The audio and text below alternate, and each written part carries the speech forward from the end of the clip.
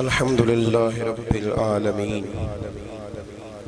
والعاقبة للمتقين والصلاة والسلام على سيد الأنبياء والمرسلين وعلى آله وأصحابه أجمعين أما بعد أعوذ بالله من الشيطان الرجيم بسم الله الرحمن الرحيم ذلك الكتاب لا ريب فيه صدق الله العظيم وصدق رسوله النبي الكريم إن الله وملائكته يصلون على النبي يا أيها الذين آمنوا صلوا عليه وسلموا تسليما الصلاة والسلام عليك يا سيدي يا رسول الله وعلى آلك وأصحابك يا سيدي يا حبيب الله اللهم صل على سيدنا ومولانا محمد معدن الجود والکرم وآلہ وصحبہ وبارک وسلم۔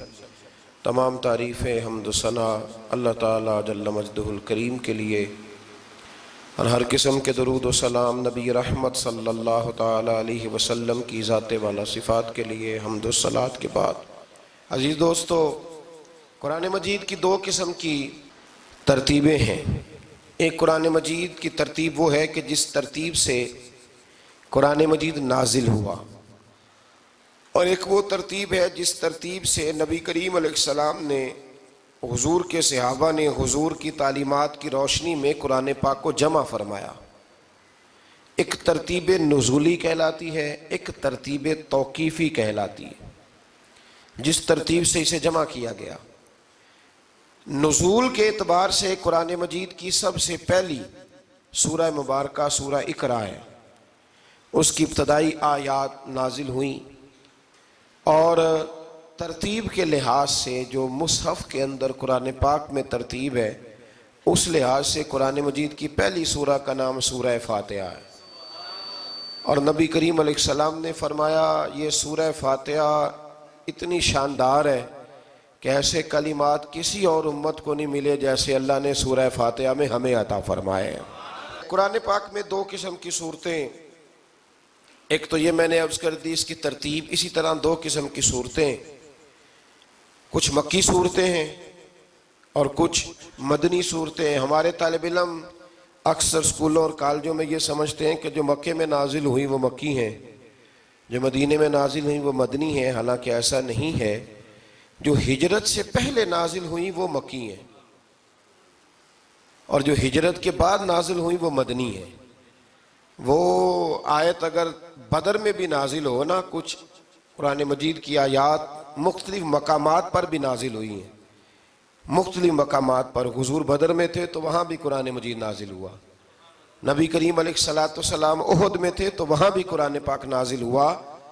تو ترتیب یہ کی جائے گی کہ جو صورتیں ہجرت سے پہلے نازل ہوئیں وہ مکی ہیں، اور جو ہجرت کے بعد نازل ہوئیں وہ مدنی ہیں۔ سورہ فاتحہ کا آغاز اور قرآن مجید کی ہر سورت کا آغاز سوائے سورہ توبہ کے بسم اللہ شریف سے ہوتا ہے، اور نبی کریم علیہ السلام نے اتنا زور دیا کہ حضور فرمانے لگے دروازہ بند کرنے سے پہلے بھی بسم اللہ شریف پڑھا کرو، اور برتن ڈھانپنے سے پہلے بھی بسم اللہ شریف پڑھا کرو۔ نبی پاک علیہ السلام نے ہر جائز اور مستحسن کام سے قبل بسم اللہ شریف پڑھنے کا حکم دیا۔ بسم اللہ کے مفاہیم کیا ہیں؟ فرمایا بسم اللہ الرحمن الرحیم، اللہ کے نام سے شروع جو بڑا ہی مہربان نہایت رحم کرنے والا ہے۔ باقی ترجمہ کرنے والوں نے کہا کہ شروع اللہ کے نام سے، تو اعلیٰ حضرت فرمانے لگے کہ پھر تو شروع سے ہو گیا، پھر تو شروع سے ہو گیا، تو حضور پھر کیا ترجمہ کریں؟ فرمانے لگے یہ ترجمہ نہ کرو کہ شروع اللہ کے نام سے، بلکہ ترجمہ یہ کرو کہ اللہ کے نام سے شروع۔ یہ دیکھیں نا، سوچ ہے نا بزرگوں کی، اللہ کے نام سے، تاکہ واقعی اللہ کے نام سے شروع ہو۔ پھر ارشاد فرمایا الحمدللہ رب العالمین، تمام تعریفیں اللہ کے لیے جو تمام جہانوں کو پالنے والا ہے۔ جب انسان کو تھوڑا سا ترجمہ آتا ہو نا، اس کی تھوڑی توجہ ہو، اسے نماز پڑھنے کا بھی بڑا ہی مزہ آتا ہے۔ نبی کریم علیہ السلام فرماتے ہیں، رب فرماتا ہے یہ سورہ فاتحہ میرے اور میرے بندے کے درمیان آدھی آدھی ہے، آدھی میری ہے آدھی میرے بندے کی ہے۔ جب وہ کہتا ہے نا مالک یوم الدین، تو یہاں تک وہ میری تعریف کرتا ہے، ایاک نعبد و ایاک نستعین تک پہنچتا ہے تو اب میرا اور اس کا آدھا آدھا کام شروع ہو جاتا ہے۔ پھر آگے میرا بندہ جب مجھ سے دعا مانگتا ہے تو یہ اس کے الفاظ ہیں جو میں اپنے فضل سے قبول فرمایا کرتا ہوں۔ تو ارشاد فرمایا تمام تعریفیں اللہ کے لیے جو تمام جہانوں کا پالنے والا ہے، الرحمن الرحیم، بڑا ہی مہربان ہے نہایت۔ یہ رحمان مبالغے کا صیغہ ہے، یعنی اتنا رحم کرنے والا کہ جتنا کوئی اور رحم نہ کر سکے، اس لیے اللہ ہی رحمان ہو سکتا ہے، بندہ کوئی رحمان نہیں ہو سکتا۔ بندے کو رحیم کہا جا سکتا ہے، نبی پاک رحیم ہے لیکن رحمان نہیں ہے، اس لیے کسی بھی انسان کا نام رحمان نہیں ہو سکتا۔ کسی دکان پر بعض اوقات لوگ نام رکھ لیتے ہیں رحمان بک ڈپو، تو یہ درست نہیں ہے۔ بندے کا نام رحمان نہیں ہو سکتا، عبد الرحمان، اس لیے کہ یہ لفظ رحمان خدا کے علاوہ کسی اور کے لیے بولنا درست نہیں ہے۔ پھر ارشاد فرمایا مالک یوم الدین، اللہ مالک ہے قیامت کے دن کا۔ تو یا اللہ آج کے دن کا مالک بھی تو ہی ہے، آج جو یکم رمضان مبارک ہے تو اس دن کا مالک بھی اللہ ہی ہے۔ تو یہ جو خاص کر کہا مالک یوم الدین، اس کا معنی یہ ہے کہ یہاں کچھ لوگ عارضی طور بھی تو بعض چیزوں کے مالک ہیں نا، یہ زمین میری ہے، یہ گھڑی میری ہے، یہ گھر میرا ہے، یہ بچے میرے ہیں، عارضی طور پر بھی تو لوگ مالک ہیں، لیکن قیامت کے دن عارضی طور پر بھی کوئی مالک نہیں ہوگا۔ قیامت میں ساری بادشاہی فقط میرے اللہ کی ہوگی۔ بلکہ رب کریم فرمائے گا کہاں ہیں وہ لوگ جو دنیا میں بادشاہ بنا کرتے تھے، کدھر؟ بڑے بڑے کج کلا جو کہتے تھے کہ ہم اٹھتے ہیں تو لوگ اٹھتے ہیں، بیٹھتے ہیں تو دنیا بیٹھ جاتی، وہ کہاں ہیں؟ جب کوئی نہیں بولے گا تو رب فرمائے گا للہ الواحد القہار، آج ایک رب واحد اور قہار کی حکمرانی ہے۔ پھر ارشاد فرمایا ایاک نعبد و ایاک نستعین، بے شک ہم تیری ہی عبادت کرتے ہیں اور تجھی سے مدد چاہتے ہیں۔ عبادت بھی اللہ کی ہے اور مدد بھی، یہ جو بندوں کے ذریعے بعض اوقات مدد ہوتی ہے تو یہ مدد بھی اللہ کی ہے، یہ مدد بھی اللہ کی ہے۔ یہ کسی بندے نے مائک بنایا ہے جس کی مدد سے آپ تک آواز جا رہی ہے، تو اس کو عقل کس نے دی تھی بنانے کی؟ تو پھر مدد کس کی ہوئی؟ اللہ کی۔ تو دنیا میں کوئی بھی جو مدد کرتا ہے وہ اللہ کے ولی کریں، نبی کرے، پیغمبر کریں، تو وہ مدد کس کی ہے؟ اللہ کی، اس لیے کہ وہ ذاتی طور پر کچھ بھی نہیں کر سکتے، اگر اللہ انہیں توفیق نہ دے وہ کسی کی مدد نہیں کر سکتے۔ تو ایاک نعبد و ایاک نستعین، ہم تیری ہی عبادت کرتے ہیں، تجھی سے مدد چاہتے ہیں۔ اہدنا الصراط المستقیم، اے اللہ ہمیں سیدھا راستہ دکھا۔ کون سا راستہ سیدھا ہے؟ کون سا راستہ سیدھا ہے؟ تو اللہ نے خود ہی فرمایا ایسے ہی نہ بھٹک جانا، راستہ سیدھا وہ ہے صراط الذین انعمت علیہم، ان لوگوں کا راستہ سیدھا ہے جن پر اللہ نے انعام فرمایا ہے۔ اور وہ کون ہے؟ قرآن مجید نے خود فرمایا انعم اللہ علیہم من النبیین والصدیقین والشہداء والصالحین، وہ نبی ہیں، صدیق ہیں، شہید ہیں اور نیک لوگ ہیں۔ فرمایا اپنی مرضی کے راستے پہ چلو گے تو بھٹک جاؤ گے، رب کی بارگاہ میں سوال کرنا کہ وہ تمہیں نبیوں کے، صدیقوں کے، شہیدوں کے اور نیک لوگوں کے راستے پہ چلائے۔ غیر المغضوب علیہم ولا الضالین، نہ ان لوگوں کے راستے پہ چلا جن پر تیرا غضب ہوا، اور نہ ان کے راستے پہ چلا جن پر تو ناراض ہوا، جنہیں تو نے گمراہ کیا، ان لوگوں کے راستے پہ نہ چلا، بلکہ ان لوگوں کے راستے پہ چلا جن پر تیرا انعام ہوا۔ یہ جو لوگ ہیں نا مغضوب علیہم ولا الضالین، ایک گروہ یہودیوں کا ہے اور ایک عیسائیوں کا ہے۔ کہا جا رہا ہے یا اللہ نہ یہودیوں کے راستے پہ چلا اور نہ عیسائیوں کے راستے پہ چلا، ہمیں تو ابو بکر صدیق کے راستے پہ چلا، ہمیں تو عمر فاروق کے راستے پہ چلا، عثمان غنی، مولا علی اور جناب ابو ہریرہ کے راستے پہ چلا۔ اب یہ سورہ فاتحہ کا تو میں نے مکمل ترجمہ عرض کیا۔ سورہ بقرہ یہ قرآن مجید کی سب سے بڑی سورہ ہے۔ ایک حدیث اس کی فضیلت پہ سن لے، نبی کریم علیہ السلام نے فرمایا جس گھر میں سورۃ بقرہ پڑھی جائے نا، فرمایا جن کیا وہاں سے تو شیطان بھی بھاگ جاتا ہے۔ سورہ بقرہ گھروں میں پڑھیں، یہ سب سے بڑا تعویذ ہے۔ اگر گھر میں جنات ہوں، کوئی آسیب ہوں، اور یہ وہ والا تعویذ ہے جو مدینے والے رسول نے عطا فرمایا ہے۔ یہ سب سے بڑی سورہ ہے۔ مفسرین فرماتے ہیں اگر کوئی استدلال کی قوت رکھتا ہو تو ایک 100 چیز کا اللہ نے حکم دیا ہے، بلکہ امام اعظم فرماتے ہیں 100 تھوڑی ہے، میری نظر سے پڑھو تو 1000 چیزوں کا حکم دیا ہے، 1000 سے منع کیا ہے، اور 1000 قسم کی نصیحتیں اللہ کریم نے سورہ بقرہ کے اندر فرمائی ہیں۔ اس سورہ مبارکہ کا جو پہلا رکوع ہے نا، اس میں جو سب سے پہلی آیت ہے وہ ہے الف لام میم۔ ان کو کہتے ہیں حروف مقطعات۔ پہلا لفظ ہی جب کوئی قرآن مجید کا پڑھتا ہے نا، بہت بڑا عالم فاضل، بہت بڑا محدث، تو اسے یہ کہنا پڑتا ہے کہ میں نہیں جانتا، اللہ جانتا ہے یا اللہ کا رسول جانتا ہے۔ الف لام میم کا معنی ہم نہیں جانتے، اللہ جانے یا اللہ کا رسول جانے، یا جس کو وہ دونوں بتا دیں وہ جانتا ہے، ورنہ یہ اللہ اور اس کے رسول کا راز ہے۔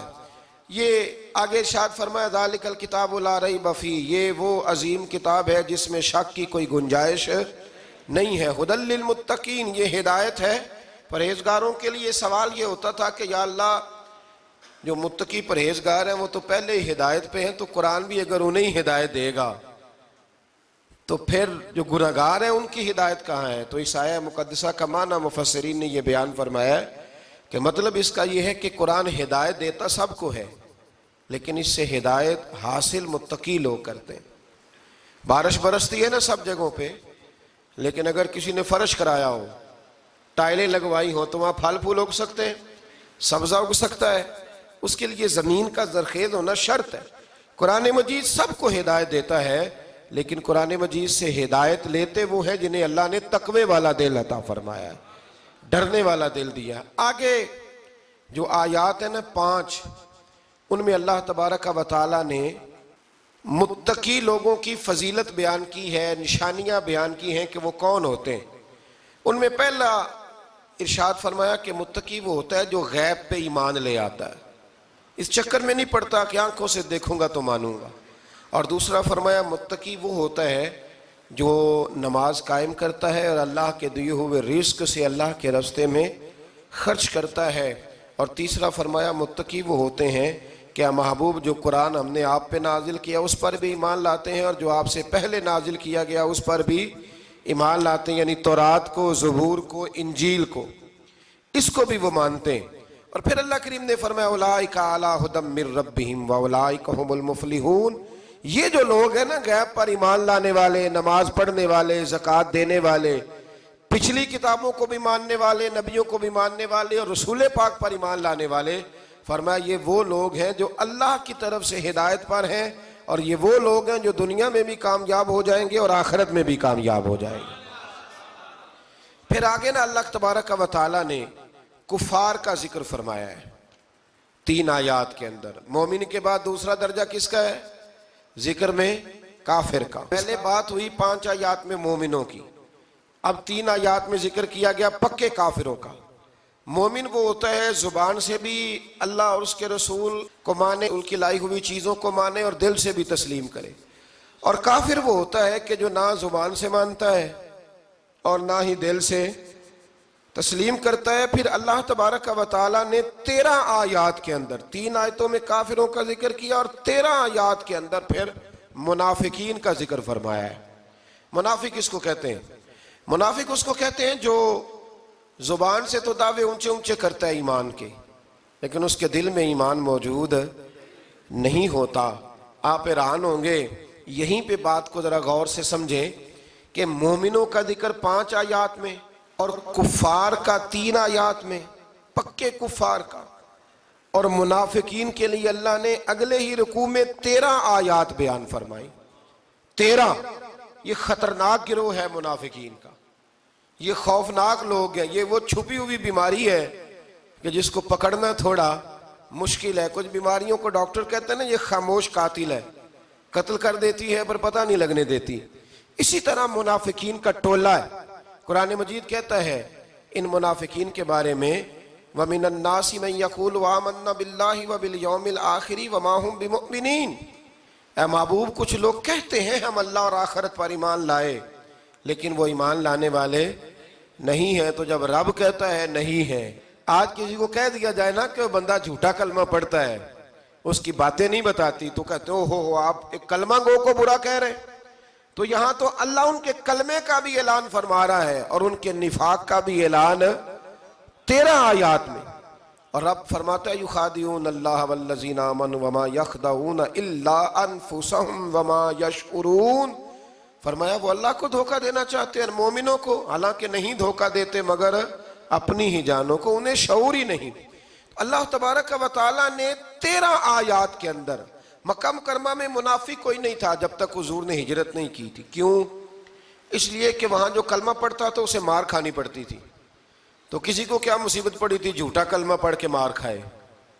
مدینے میں جب اسلامی حکومت قائم ہو گئی نا تو کچھ لوگوں نے اسلامی حکومت سے فائدہ لینے کے لیے جھوٹے موٹے کلمے پڑھ لیے، اندر کفر رکھتے تھے، اوپر سے اظہار اسلام کرتے تھے. تو رب فرماتا ہے کہ ان کا یہ ایمان قابل قبول نہیں ہے. تو یا اللہ پھر کس کا ایمان قابل قبول ہے؟ تو اللہ کریم نے فرمایا وَإِذَا قِيلَ لَهُمْ آمِنُوا كَمَا آمَنَ النَّاسِ. جب ان سے کہا جاتا ہے نا اس طرح ایمان لاؤ جس طرح دوسرے لوگ لائے، یعنی ابو بکر صدیق کی طرح ایمان لاؤ، عمر فاروق کی طرح ایمان لاؤ، عثمان غنی کی طرح، مولا علی کی طرح، بلال حبشی کی طرح. تو کیا جواب دیتے ہیں؟ قالوا انؤمن كما آمن السفهاء. کیا اس طرح ایمان لائیں جس طرح یہ بیوقوف ایمان لائے؟ الا انہم هم السفهاء. اللہ فرماتا ہے خبردار بے شک وہی بیوقوف ہے، ولکن لا يعلمون، لیکن انہیں اس کا علم نہیں ہے. وہ کہا کرتے تھے کہ یہ تو بیوقوف ہے معاذ اللہ. ابو بکر صدیق نے سارا ہی مال دے دیا نبی پاک کو، عمر فاروق نے آدھا دے دیا، مولا علی نے سارا کچھ حضور کے نام کر دیا، عثمان جو کماتے محنت کے ساتھ وہ سارا وہاں جا کے پیش کر دیتے، تو بیوقوفی ہے. آج بھی کچھ لوگ کہتے ہیں کلمہ پڑھنا چاہیے سیدھا سیدھا. یہ کیا بات ہو گئی کہ اب بندہ مسیتڑ ہی ہو جائے؟ کاروبار بھی تو کرنا ہے نا، نماز روزہ بھی. تو بیوقوفی ہے. اللہ جواب دیتا ہے، فرمایا الا انہم هم السفہاء، خبردار بیوقوف تو تم ہو کہ میرے محبوب کی شریعت کا، دین کا، روحانیت کا سورج چمک رہا اور تم نے فیض ہی کوئی نہیں حاصل کیا. تو میرے بھائیوں، صحابہ کا ایمان وہ ایمان ہے، اہل بیت نبوت کا وہ ایمان ہے کہ اللہ کو ایمان بھی وہ والا پسند ہے جو حضور کے غلاموں جیسا ایمان ہو. اللہ تبارک و تعالیٰ نے منافقین کا ذکر فرمایا تو پھر اللہ کریم نے فرمایا یہ تو وہ بیوقوف لوگ ہیں اس آدمی کی طرح جو آگ جب پوری جلا لیتا ہے نا روشنی پھیل جاتی ہے تو پھر اللہ اس کا نور لے جاتا ہے. انہوں نے بھی چلاکیاں کر کے تھوڑا سا ماحول بنایا تھا تو اللہ نے ان کے سارے پردے کھول دیے. ان کے پاس کچھ باقی بچا، ان کے پردے کھول گئے. رسول کریم علیہ السلام کی بارگاہ میں نا ایک دن ان منافقین نے شرارت کر دی. منافقین نے شرارت کیا کی؟ جب حضور صلی اللہ علیہ وسلم نے فرمایا نا پوچھو جو پوچھنا ہے، تو امام راضی کہتے ہیں یہ پیچھے نمازیں پڑھتے تھے، یہ 313 تھے حضور کے پیچھے. اگر مدینے میں رہ کے منافق ہو سکتے ہیں تو باقی ملکوں میں بھی تو ہو ہی سکتے ہیں نا جی. حضور کے پیچھے نمازیں پڑھتے تھے تو ایک دن کہنے لگے جی یہ کہتے ہیں جو مرضی پوچھو تو ہم پیچھے نمازیں پڑھتے ہیں، ہمارا انہیں پتہ نہیں. جب یہ اعتراض کیا نا حضور کے علم پر، آپ سمجھ لیں کہ حضور کے علم پر اعتراض کرنا طریقہ کس کا ہے؟ طریقہ کس کا ہے حضور کے علم مبارک پر اعتراض کرنا؟ کہنے لگے پیچھے نمازیں پڑھتے انہیں پتہ ہی نہیں. جب یہ کہا تو اللہ کے رسول نے نا، جمعے والا دن تھا، حضور نے فرمایا میرے علم پر اعتراض کرتے ہو؟ 70 بندے نام لے کر اور ولدیتیں لے کر، بلکہ بہت سارے ایسے تھے جنہیں کنفرم ہو گیا کہ ولدیت اصل میں ہے کیا، انہیں طے ہو گیا. حضور کے بے ادب کے لیے یہ طے کرنا بھی مشکل ہوتا ہے نا. طے ہو گیا کہ ولدیت ہے کیا. 70 بندے نام لے کے حضور نے مسجد نبوی سے نکال دیے. فرمایا یا فلاں بن فلاں قم فخرج فإنک منافق، او فلاں کے بیٹے فلاں کھڑا ہو جا، نکل جا، تو منافق ہے. حضور نے 70 بندے نکال دیے. اب 70 بندے اکٹھے گلی میں نکلیں تو رش تو پڑ جاتا ہے نا. حضرت عمر فاروق لیٹ ہو گئے، جمعے میں آ رہے تھے. ان کو جاتے ہوئے دیکھا تو عمر فاروق فرمانے لگے جمعہ ہو گیا ہے. بھئی 70 بندے نکل آئے باہر، جمعہ ہو گیا ہے. تو ایک منافق کہنے لگا تھا کہ نہیں حضور نے نکال دیا. تو عبداللہ بن ابی سلول جو ان کا سربراہ تھا نا، وہ کہنے لگا چپ کر. حضرت عمر سے کہنے لگا ہاں جی ہو گیا ہے. وہ بھی کہنے لگا تھا نہیں ہوا، ہمیں نکال دیا گیا ہے. تو یہ سردار بولا، کہنے لگا ہو گیا ہو گیا. حضرت عمر کہنے لگے چلو جمعہ ہو گیا تو جا کے اندر حضور کی زیارت ہی کر لیتا ہوں، لیٹ تو ہو ہی گیا ہوں۔ حضرت عمر اندر چلے گئے تو پیچھے سے وہ منافقین اپنے سردار سے کہنے لگے کہ 2 منٹ میں عمر کو پتہ چل جائے گا کہ تم نے جھوٹ بولا ہے۔ عمر کو جا کے پتہ چل جائے، کہنے لگا بڑے پاگل ہو، میں نے تمہاری جان بچائی ہے، نبی پاک نے تو مسجد سے نکالا ہے نا۔ تو عمر کو پتہ چل جاتا نا منافق ہیں، تو ابو بکر بھی مسجد میں تھے، علی بھی مسجد میں تھے، عثمان بھی مسجد میں تھے، بچانے والا ہی کوئی نہیں تھا۔ عمر نے تلوار لے کے تو دنیا سے ہی نکال دینا تھا، تو میں نے جان بچائی ہے، آپ جائیں گے نا اندر تو حضور ٹھنڈا کر دیں گے، فرمائیں گے چلو میں نے نکال جو دیا ہے۔ تو یہ وہ منافقین کی جماعت ہے۔ دوسرے سے تیسرے رکوع میں نا اللہ تعالیٰ نے انسان کو یاد کرایا ہے کہ تو نے عبادت اپنے رب کی کرنی ہے، اور فرمایا رب تمہارا وہ ہے جس نے تمہارے لیے زمین کو فرش بنایا ہے، آسمان کو چھت بنایا ہے، اور آسمان سے پانی برسا کے تو زمین سے پھل اگائے ہیں، رزق لکم، وہ بھی تیرے کھانے کے لیے اگائے ہیں۔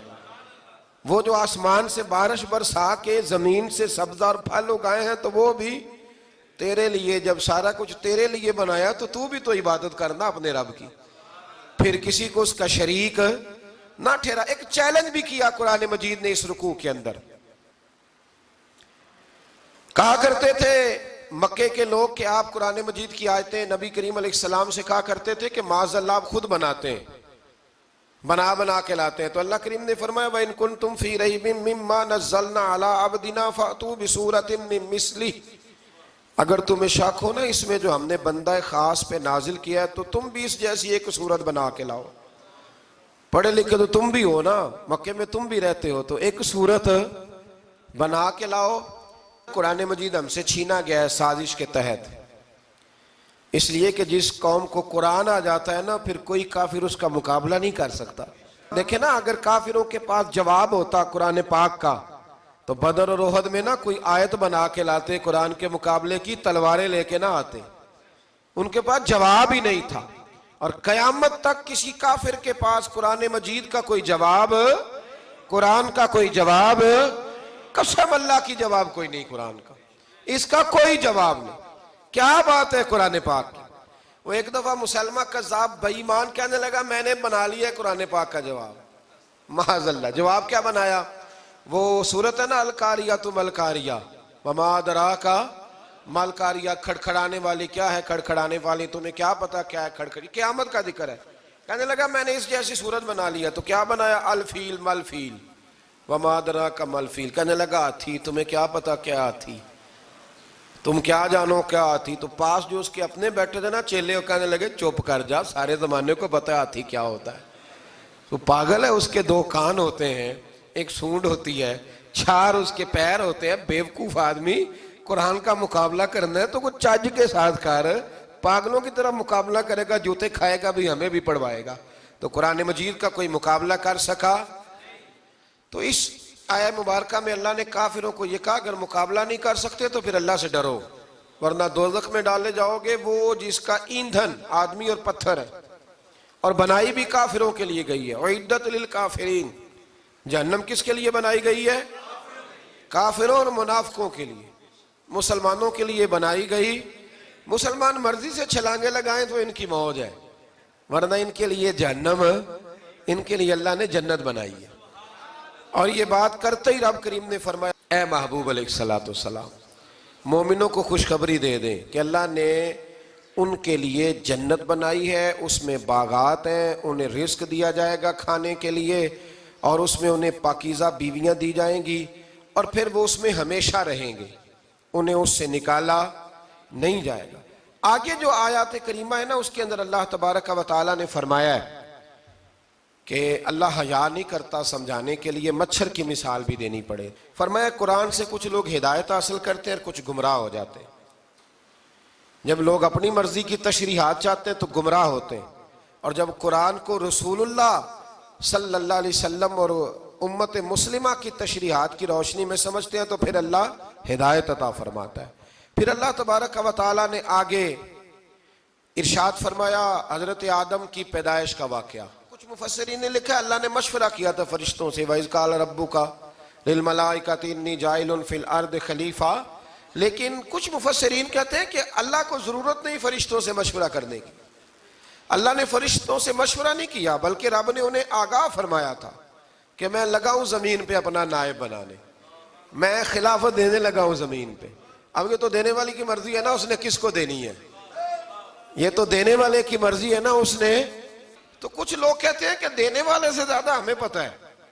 تو فرشتوں کو بھی یہ اجتہادی خطا ہو گئی، کہنے لگے یا اللہ اسے نہ بنانا، یہ فساد کرے گا، یہ خون ریزیاں کرے گا. تو اللہ نے فرمایا جو میں جانتا ہوں وہ تم. اللہ اکبر. امام راضی فرماتے جب رمضان آتا ہے تو اللہ فرشتوں سے کہتا ہے ذرا یہ کھول کے دروازے دیکھو نا یہ زمین پہ کیا کر رہے ہیں. تم تو کہتے تھے فساد کریں گے اور یہ سارے تراویحاں پڑھ رہے ہیں. تم تو گویا کہتے تھے فساد کریں گے اور یہ تو دیکھو گویا رمضان کے روزے رکھ رہے ہیں، یہ تو میری یاد میں نکلے ہوئے ہیں. تم کچھ کہتے تھے اور دیکھو میں نے تمہیں کہا تھا نا جو میں جانتا ہوں وہ تم.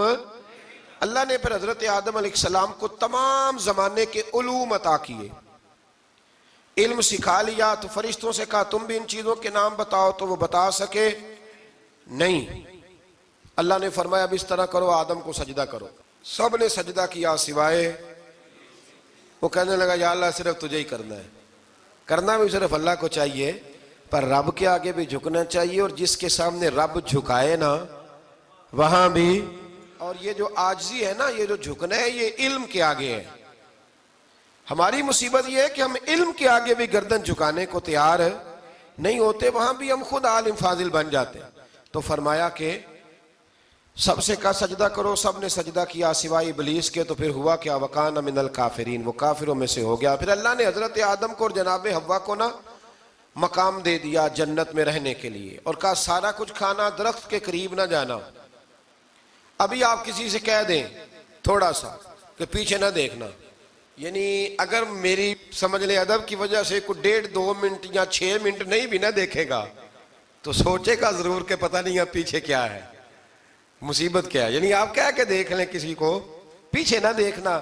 فطرت ہے نا انسان کی، وہ جستجو کرتا ہے. کہا اس درخت کے پاس نہ جانا. تو حضرت حوا سلام اللہ علیہ کہتے ہیں دل میں خیال رہتا تھا کہ آخر ہے کیا درخت کے پاس. یہی انسان کا عقیدہ توحید ہے کہ جہاں سے رب منع کر دے وہاں وہ منع ہو جائے. اور یہ ان کی خطا نہیں تھی، یہ اللہ کی حکمت تھی، چونکہ رب نے تو پہلے کہہ دیا تھا بنایا ہی زمین کے لیے، تو یہ تو سارا کچھ ہونا تھا تو زمین پہ آنا تھا نا. تو حضرت حوا اور جناب آدم کے پاس شیطان آیا. اب اس کو نکال تو دیا تھا پر ابھی اس کا جنت میں آنا جانا بند نہیں ہوا تھا، یہ بھی اللہ کی حکمت تھی. تو وہ کہنے لگا تمہیں پتہ ہے بعد میں مر جاؤ گے. تو حضرت حوا کہنے لگی کیا موت بھی آئے گی؟ کہاں، اس کی تکلیف بھی بڑی ہوگی، تو پھر بچیں گے کیسے؟ تو کہنے لگے پھل کھا لو اس درخت کا. تو بچنے کے لیے پھل کھایا تھا. جس طرح لوگ آج بہت سارے کام بچنے کے لیے کرتے ہیں پر بچ سکتے، بچنے کے لیے پھل کھایا. تو اللہ نے فرمایا زمین پہ چلے جاؤ. تو حضرت آدم زمین پہ آئے. پھر کئی 100 سال روتے رہے. فَتَلَقَّى آدَمُ مِن رَبِّهِ کَلِمَاتٍ. تو پھر اللہ نے خود ہی جناب آدم کو کچھ کلمے سکھائے. علامہ اسماعیل لکی فرماتے ہیں وہ کلمے یہ تھے کہ حضرت آدم نے میرے نبی کا وسیلہ پیش کیا، تو اللہ کریم نے جناب آدم کی دعا کو مقبول فرما لیا. پھر آگے بنی اسرائیل کا ذکر آ جاتا ہے. اللہ تعالیٰ نے بنی اسرائیل، آج آپ اسی قوم کو یہودی کہتے ہیں، ان کو اللہ نے اس زمانے میں فضیلت عطا کی تھی بہت زیادہ. تو عرب کے اندر جب نبی پاک علیہ السلام نے اعلان نبوت کیا تو کچھ لوگوں نے یہ کہہ دیا کہ اگر یہ یہودی کلمہ پڑھ لیں گے تو ہم بھی پڑھ لیں گے. تو پھر اللہ نے انہیں یاد کرایا کہ تم اصل میں کیا ہو، تمہیں کلمہ پڑھنا چاہیے. تو اہل یہود کا تذکرہ کرتے کرتے رب کریم نے ایک بات یہ بھی ارشاد فرمائی کہ تم لوگوں کو تو کہتے رہے ہو کہ وہ نبی آنے والے ہیں، وہ نبی آنے والے ہیں، اور جب آ گئے ہیں تو ماننے کو تیار نہیں ہو. تو فرمایا تأمرون الناس بالبر وَتَنْسَوْنَ أَنفُسَكُمْ وَأَنْتُمْ تَتْلُونَ الْكِتَابَ، لوگوں کو بھلائی کا حکم دیتے ہو اور اپنے آپ کو بھول جاتے ہو. افلا تعقلون، تمہیں عقل نہیں؟ پھر اللہ نے انہیں یہ بھی یاد کرایا کہ یاد کرو وہ زمانہ کہ جب فرعون نے خواب دیکھ لیا تھا کہ کوئی بچہ اس کی سلطنت کو تباہ کرے گا، تو پھر اس نے تمہارے بچوں کو ذبح کرانا شروع کیا اور تمہاری بیٹیوں کو چھوڑتا تھا. فرمایا یہ بھی تو تم نے دیکھا، میں نے تمہیں پھر تم سے کہا جہاد کرو قوم عمالقہ کے خلاف، تو مقام طیہ میں جا کے یہ لوگ کہنے لگے ہم سے جہاد نہیں ہوتا. اللہ نے انہیں ایک میدان میں قید کر دیا. بڑی دلچسپ بات. قید تو لوگ ہوتے ہیں نا چار دیواری میں, تو اللہ نے بنی اسرائیل والوں کو جب انہوں نے کہا ہم جہاد نہیں کریں گے تو اللہ نے میدان میں قید کر دیا. میدان میں. یہ یاد رکھیں, جب انسان اللہ کی نافرمانی کرتا ہے تو اسے ایسی قید ملتی ہے جس کا اس نے تصور بھی نہیں کیا ہوتا. ایک میدان ہے مقام طیہ, قید ہو گئے. سارا دن سفر کرتے تھے, سارا دن. تو رات کو تھک کے سوتے تھے, صبح اٹھتے تھے نا جب, تو وہیں ہوتے تھے جہاں کل صبح چلے تھے. تو رب جب کسی کو قیدی بناتا ہے تو اسے زنجیروں کی, سلاخوں کی ضرورت. دعا فرمائے اللہ تبارک و تعالی غموں سے نجات عطا فرمائے. یہ دعا فرمائے. ایسی قید دیتا ہے کہ جس سے پھر چھٹکارا ہو سکتا. تو بنی اسرائیل کا بہت زیادہ تذکرہ اس پارے میں اللہ تبارک و تعالی نے پھر بیان کیا, اور پھر کہا کہ انہیں جو حکم دیا جاتا تھا یہ اس کی سرتابی کرتے تھے. پھر اللہ نے ان پر ذلت نازل کر دی اور یہ ہمیشہ اس کا شکار رہے. قوم سبت کا ذکر فرمایا اللہ نے. ہفتے والے دن کچھ لوگ نافرمانی کرتے تھے. ہمارے بھی ہیلے بہانے ہیں نا آج کل کاروبار میں. تو اسی سپارے کی آیت نمبر 65 کے اندر اللہ تعالیٰ نے حضرت داؤد کی قوم کا ذکر کیا کہ اللہ نے انہیں حکم دیا تھا کہ ہفتے والے دن مچھلیاں نہیں پکڑنی. تو وہ کہتے تھے چلو ہاتھ لگا کے نہیں پکڑنی, ہاتھ لگا کے. وہ ہمارے لوگ ہیلے بہانے تلاش کر لیتے ہیں نا. وہ بڑے جناب انشورنس والا آ گیا, اب وہ بینک والا آ گیا, وہ فلانے صاحب آ گئے, وہ تروڑ مروڑ کے کہانیاں باتیں, اور پھر ہمیں بھی رستے مل جاتے ہیں بچنے کے. مفتی صاحب نے کہہ دیا تھا, ایک مولانا سے میں نے ان کو کہا ہفتے والے دن مچھلیاں نہیں پکڑنی. کہا نہیں پکڑتے, چھوٹے چھوٹے حوض بنا لیے. تو مچھلیاں زیادہ آتی تھی اس دن, یہ بھی اللہ کی قدرت تھی.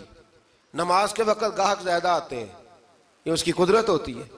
تو وہ مچھلیاں حوض میں جمع ہو جاتی ہیں. یوں سمجھ لیں کہ جال انہوں نے لگا لیے ہوئے تھے, تو جال میں وہ پھنستی رہتی تھی, حوضوں میں آتی رہتی تھی. ہفتے کو نہیں پکڑتے تھے, اتوار کو پکڑ لیتے تھے. تو پھر اللہ نے انہیں سزا دی. فرمایا تماشے کرتے ہو اللہ کے حکم کے ساتھ. کیا سزا دی؟ فَقُلْنَا لَهُمْ كُونُوا قِرَادَةً خَاسِئِينَ. فرمایا بندر بن جاؤ دھتکارے ہوئے. جو رزق حرام طریقے سے کماتے تھے رب انہیں بندر بنا دیتا تھا. ابھی بھی میں نے دیکھے ہیں بڑے بڑے تاجر پاگلوں جیسی زندگی گزار رہے ہیں. نفسیاتی طور پہ سکون نہیں ہے, کروڑوں روپیہ پڑا ہے. کیوں؟ اس لیے کہ رب کے بتائے ہوئے طریقے کے مطابق تجارت نہیں کرتے. آگے ایک اور دلچسپ بات آ گئی. بنی اسرائیل کے اندر نا ایک شخص نے اپنے چچا کو قتل کر دیا جائیداد کے لیے. یہ دیکھیں کب سے لوگ جائیداد کے لیے قتل کرتے آ رہے ہیں.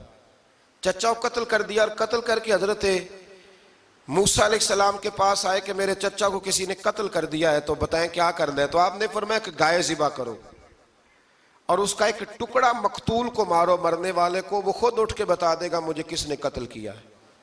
اب ارادہ نہیں تھا گائے ذبح کرنے کا, تو بہانے کرنے لگے. ارادہ نہیں نہ ہوتا تو پھر کیا ہوتے ہیں, کہنے لگے گائے کس طرح کی ہو, بوڑھی ہو کہ بچی ہو, رنگ کیسا ہو, جوان ہو کہ چھوٹی ہو, حال میں ایک دفعہ چلنا سیکھ گئی ہو یا ابھی نہ سیکھی ہو. تو بتاتے گئے تو رب بھی شرطیں بیان کرتا گیا. گہرے زرد رنگ کی ہو, حال کے اندر اسے نہ چلایا گیا ہو, پانی نہ نکالا گیا ہو, نہ بچی ہو نہ جوان ہو, اس کے درمیان ہو. یہ ساری شرطیں کہاں پائی جاتی تھیں؟ حضرت موسیٰ علیہ السلام کی قوم کا ایک شخص تھا جو اللہ کا ولی تھا. وہ جب انتقال کرنے لگا نا, اللہ اکبر, دیکھو رب ولیوں کی اولادوں پر بھی کتنا فضل فرماتا ہے. وہ جب انتقال کرنے لگا تو ایک اس کے پاس چھوٹی سی بچیا تھی, گائے کی بچی. اس نے جنگل میں چھوڑ دی. کہنے لگا یا اللہ میں تیرے نام پہ چھوڑتا ہوں, میرا بچہ جوان ہو جائے تو اسے دے دینا, اور تو سرمایہ ہی کوئی نہیں. بچہ بڑا ہوا تو بچہ بھی بڑا نیک تھا, اپنی ماں کا بڑا فرما بردار تھا. اس کی ماں نے کہا بیٹا تیرے باپ نے ایک گائے چھوڑی تھی. تو بچہ جنگل میں گیا اور جا کے کہنے لگا اے اللہ میری گائے مجھ سے ملا دے. تو رب کریم نے وہ گائے واپس کر دی. وہ گائے گھر لے آیا. اب وہ کہنے لگا اماں بیچ دوں, تو اماں کہنے لگی بیٹا میرے پوچھے بغیر نہ بیچنا. کئی دفعہ گاہک لگے پر اس نے کہا جب تک میری اماں نہ کہے گی میں بیچوں گا. ادھر بنی اسرائیل والے شرطیں جتنی گائے کے بارے میں پوچھ چکے تھے وہ ساری اسی گائے میں پائی جاتی تھی. تو یہ ڈھونڈتے ڈھونڈتے وہاں پہنچ گئے. تو کہنے لگے گائے چاہیے، تو اس نے کہا بھی تمہاری مرضی سے نہیں، قیمت میری مرضی کی۔ ایک مفسر نے تو یہاں تک لکھا ہے کہ اس نے کہا گائے ذبح کر کے نا، تو جتنا گائے کے اندر گوشت ہوگا نا اتنا ہی کھال کے اندر تم مجھے مال بھر کے دو گے، اتنے ہی سکے بھر کے دو گے، اتنی اشرفیاں بھر کے دو گے تو پھر تمہیں گائے دوں گا۔ تو پھر یہ گائے انہیں ملی اور یہ گائے لے کر کے آئے۔ زیادہ سوالات نہ کرتے تو زیادہ الجھتے نہ۔ ہم بھی دین کے معاملے میں بڑے سوال جواب کرتے ہیں، اتنا سوال کریں جتنی اس کی ضرورت ہے۔ ان لوگوں نے سوالات زیادہ کیے تو پھر الجھ زیادہ گئے۔ تو میرے بھائی اس کا ذکر بھی اللہ تبارک و تعالیٰ نے پہلے پارے کے اندر بیان فرمایا۔ پھر اللہ کریم نے فرمایا کہ کچھ ایسے لوگ بھی ہیں یہودیوں میں سے جن کا دعویٰ ہو گیا ہے کہ ہم اللہ کے بڑے پیارے ہیں۔ فرمایا یہ صرف ان کے منہ کی باتیں ہیں، یہ تو قیامت میں پتہ چلے گا نا کہ اللہ کا پیار کس کے ساتھ زیادہ ہے۔ اور پھر یہ بھی یہودیوں نے دعویٰ کیا ہے، اسی پارے میں اللہ فرماتے ہیں کہ ان کا دعویٰ ہے کہ ہم اللہ کے بڑے پیارے ہیں، جنت میں ہم ہی جائیں گے۔ تو اللہ فرماتے ہیں پھر مرنے کی دعا تو کرو، جنت میں تو مر کے جانا ہے نا۔ لیکن رب فرماتے ہیں یہ کبھی مرنے کی دعا نہیں کریں گے، اس لیے کہ انہیں پتہ ہے کہ ہم نے آخرت کے لیے کیا بھیجا۔ لیکن جی پہلا حکم آ گیا یا ایھا الذین آمنوا کہہ کے، پہلی آیت قرآن پاک کی پہلے سپارے میں پہلی آیت جس میں اللہ نے کہا یا ایھا الذین آمنوا، تو پہلا حکم آمنوا کہہ کے آیت نمبر 104 میں جو اللہ نے حکم دیا ہے نا وہ نبی پاک کی تعظیم کا حکم ہے۔ پہلا حکم ہی اللہ نے حضور کی عزت اور ناموس کا ارشاد فرمایا۔ پہلا اس ترتیب کے لحاظ سے وہ ہوا یہ کہ جب نبی پاک کو بات ارشاد کرتے تو صحابہ کرام اٹھ کے عرض کرتے رائینا یا رسول اللہ، حضور سمجھ نہیں آئی ذرا رعایت کر دیں۔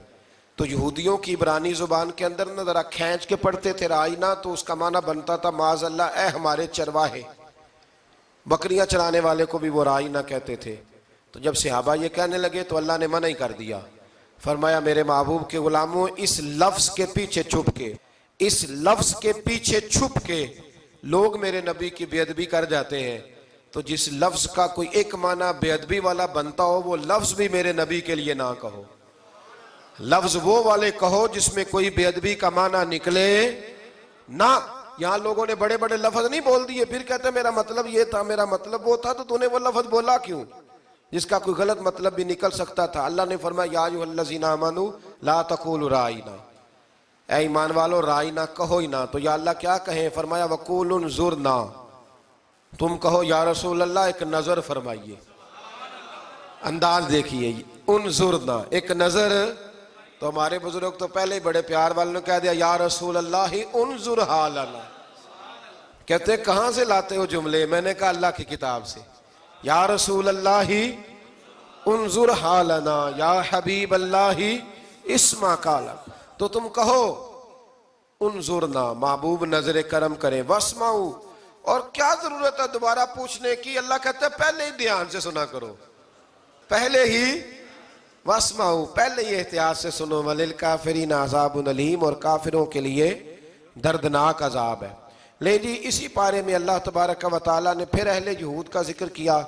تو یہود کہنے لگے کہ ہم حضرت ابراہیم کے ماننے والے ہیں، تو اللہ کریم نے وہ بھی ذکر کیا کہ میں نے تو ابراہیم کو آزمایا ہے، وَإِذِ ابْتَلَىٰ إِبْرَاهِيمَ رَبُّهُ بِكَلِمَاتٍ فَأَتَمَّهُنَّ، ہم نے ابراہیم کو کچھ چیزوں سے آزمایا ہے، وہ ہماری آزمائش پہ پورے اترے۔